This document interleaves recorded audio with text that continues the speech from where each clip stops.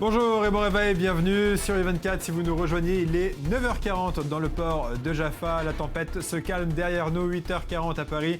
Je suis sur ce plateau avec Bethsabée Salem. Bonjour, merci d'être avec nous. Bonjour Virginie Balaïch. On va commencer avec vous. Vous allez nous parler de l'enterrement. On va commencer avec Bethsabée tout d'abord. Vous allez nous parler de pollution visuelle quand publicité et commerce bouleversent les paysages. Non, on va venir à l'enterrement. On va venir à l'enterrement. Je veux qu'on y vienne, qui est un enterrement extrêmement émouvant. Je l'annonçais d'ailleurs avant cette partie. Mais donc je disais, la pollution tout d'abord visuelle quand publicité et commerce bouleversent les paysages. Exactement. Alors on a vu plus écolo au ministère de l'écologie, la rue de Varennes qui planche sur un projet de décret relatif à la publicité extérieure, ou plutôt favorable même à la pub dans les champs. Alors pas vraiment dans le sens du Grenelle de l'environnement, puisque son objet serait d'autoriser l'implantation de panneaux publicitaires dans les petites communes et, puisqu'on y est, dans les parcs naturels même.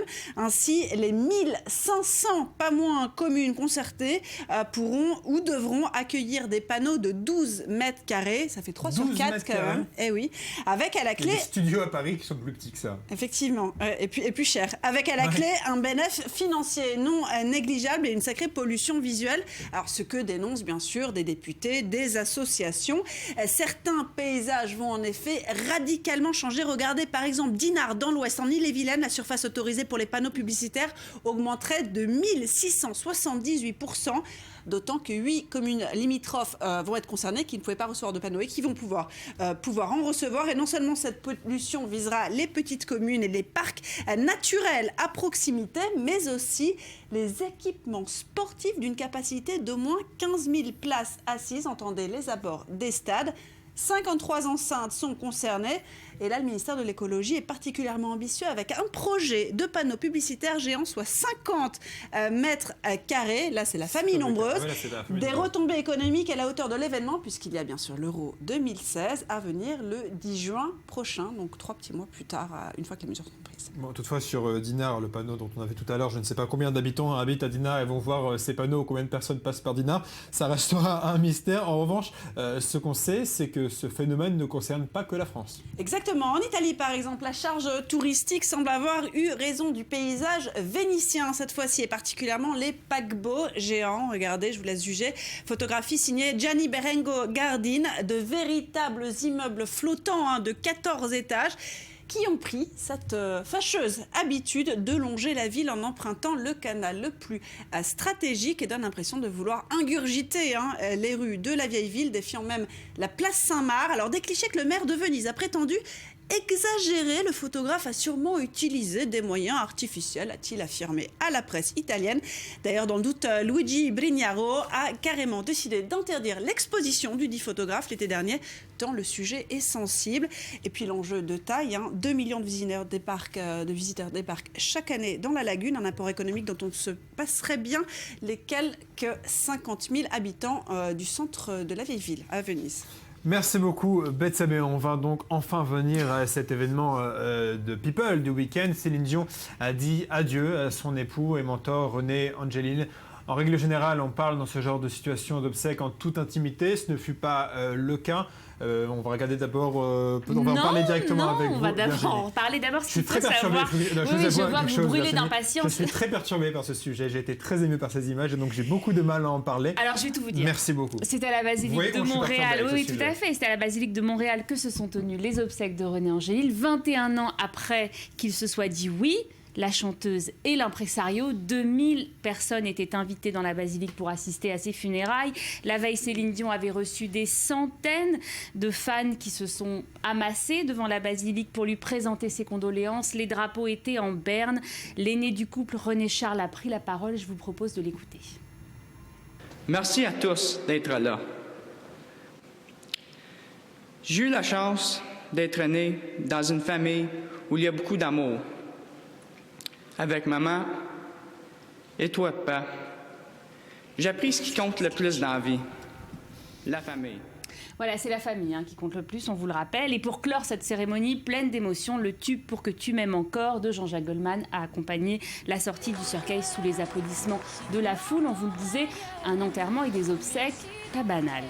C'est pas un peu trop, c'est pas un peu kitsch, cette musique, ces applaudissements, ce voile sur le visage de Céline Dion qu'on voit à l'écran, on voit qui a pris un coup de vieux, parce qu'en même temps, excusez-moi, elle a perdu son mari et son frère en peu de temps, excusez-moi de défendre Céline Dion, mais tout de même, c'est pas un peu trop tout ça? Non, parce que René Angélil, c'était une personnalité au Canada, c'était son Pygmalion, son père artistique, son mari, non pas d'une chanteuse canadienne, mais de la chanteuse canadienne, qui est également une star internationale.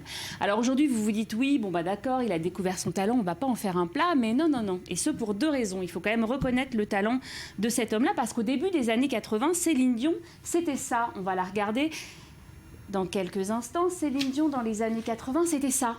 Donc pour savoir que Céline Dion, 25 ans plus tard, ce serait ça, à force de relooking, de brushing et d'autres, eh bien, il fallait avoir du pif, et pas qu'un peu. Et le deuxième argument, c'est qu'impresario, c'est toujours un job ingrat. Vous découvrez un talent, vous le façonnez, vous l'installez sur l'autoroute du succès, et au premier arrêt à la pompe à essence, oui, je suis encore sur la métaphore de la route, eh bien, que fait le talent? Eh bien, elle se barre, en règle générale, avec plus jeune, plus beau, plus populaire, voire plus connu que vous. Aujourd'hui, qui se souvient du premier mari de la Calas, Giovanni Battista Medeghini? Eh bien, personne. Et qui se souvient du premier qui a passé la bague au doigt à la diva Maria Carey? C'était Tony Mottola, le PDG de Sony Music. Personne non plus. Et donc, finalement, qu'est-ce qu'on peut se dire? C'est que Céline Dion et René, c'est quand même l'exception qui confirme la règle. Et tous les fans ne s'y sont pas trompés. 21 ans de mariage, 3 enfants. René Angélil et Céline Dion, c'était du solide. Et c'est sans doute pour ça, sans doute sans lui, elle n'aurait pas été la diva qui a vendu plus de 230 millions d'albums dans le monde. C'était un plaidoyer qui venait du fond du cœur. Ouais, on essaye un peu. Je suis bluffé. On sentait que le sujet était pour vous aussi important que pour moi. Merci beaucoup Virginie, merci beaucoup Bethsabée. On va continuer de parler de l'actualité internationale avec François Hollande en visite en Inde. Il rencontrera son homologue et au cours de cette visite, eh bien, ce sera un certain Le Corbusier qui sera à l'honneur. Regardez, visite des lieux dans ce reportage. Une ville entière planifiée d'une main de maître, celle du Corbusier, pionnier franco-suisse de l'architecture moderne. C'est ici, en Inde, que se trouve son héritage le plus complet, Chandigarh, dans le nord du pays, et ses infrastructures uniques, comme son palais de justice. Cet architecte indien travaillait avec Le Corbusier il y a 60 ans sur les plans de la ville qui fait aujourd'hui la fierté de l'Inde.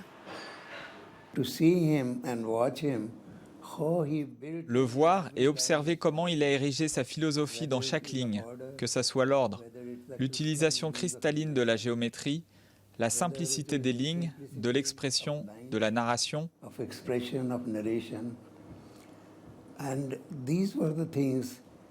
Vous pouvez observer tout ça en étant à ses côtés.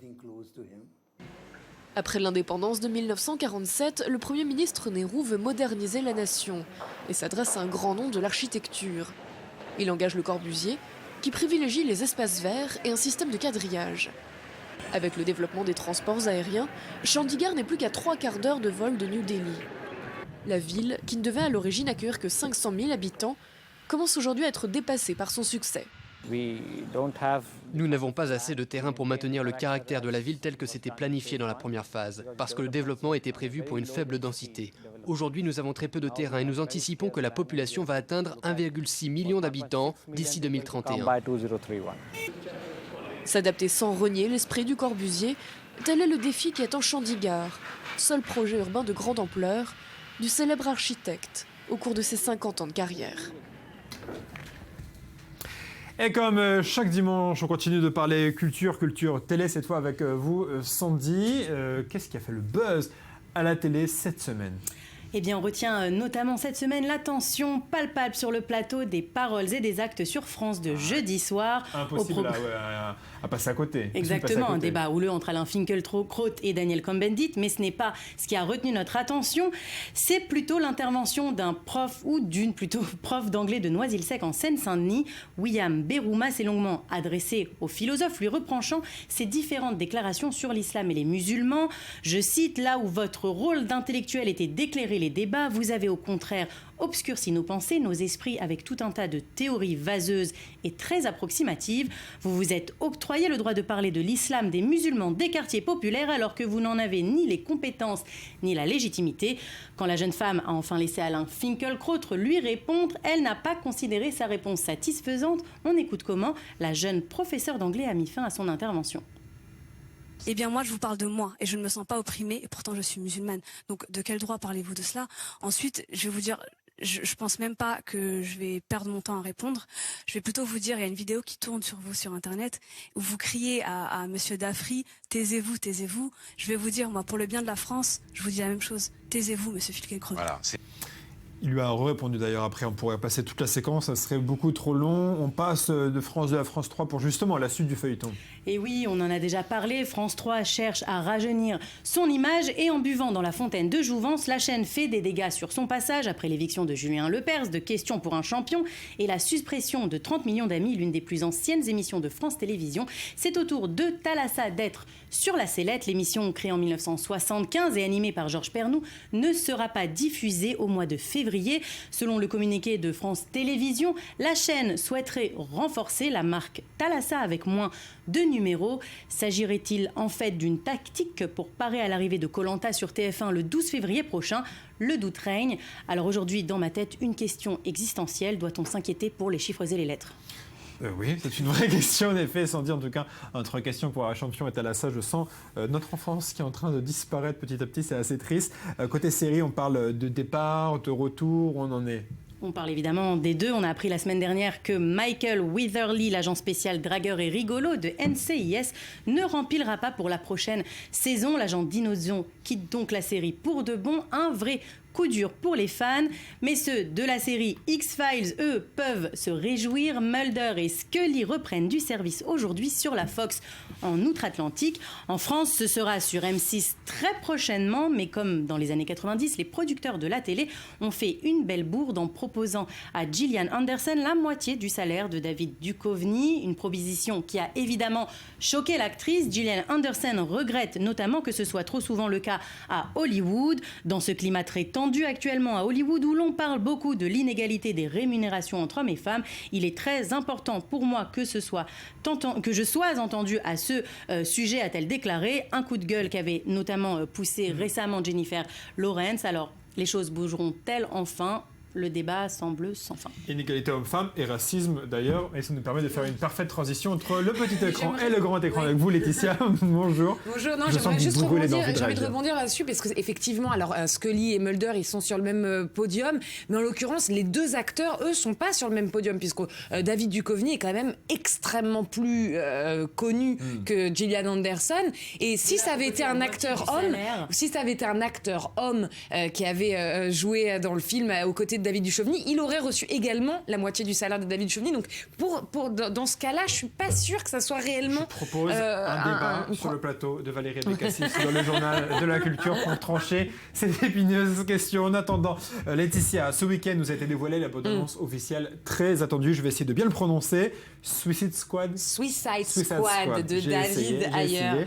Alors, parlez-nous un petit peu. Voilà, un film anti-super-héros qui réunit une flopée de célèbres vilains de l'univers DC Comics, dont Deadshot, qui est incarné par Will Smith, Harley Quinn, interprété par Margot Robbie, Captain Boomerang, Enchantress et, bien sûr, le grand ennemi de Batman, le Joker, qui va, dans ce film, être un prince du crime, un businessman, mais qui nous donne tout de même des frissons. Regardez en image. I can't wait to show you my toys. Mamma mia, mamma mia, mamma mia, let me go. Let's do something fun.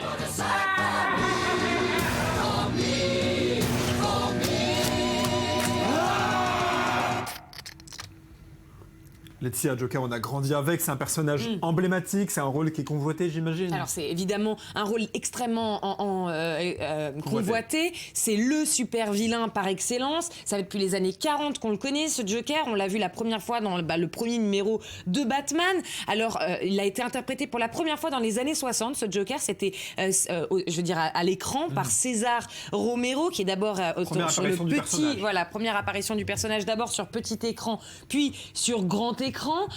César Romero qui a donné ce rire connu au Joker, qui a inventé ce rire diabolique du Joker.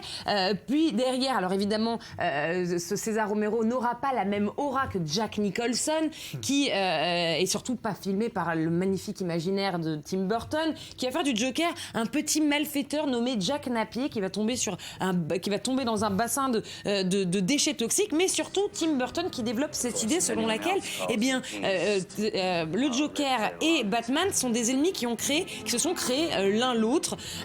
Donc ça, c'est pour Tim Burton qui nous propose cette idée du Joker dans les années 80. Et puis derrière, en 2008, Christopher Nolan va nous proposer une toute nouvelle idée du Joker avec ce personnage incarné par Heath Ledger, qui a obtenu l'Oscar d'ailleurs pour cette interprétation, où là on est dans un Joker complètement psychopathe avec un seul objectif, c'est semer l'anarchie pour récolter le chaos. Il est supérieurement intelligent. Il reste complètement conscient de ce qu'il fait, même si ses actes peuvent sembler complètement fous. C'est donc un nouveau Joker qu'on va découvrir à présent dans la peau de Jared Leto. J'ai hâte de voir ce nouveau Joker. C'est la fin de ce journal. Merci à vous de l'avoir suivi. On se retrouve demain matin. Bonne journée à tous.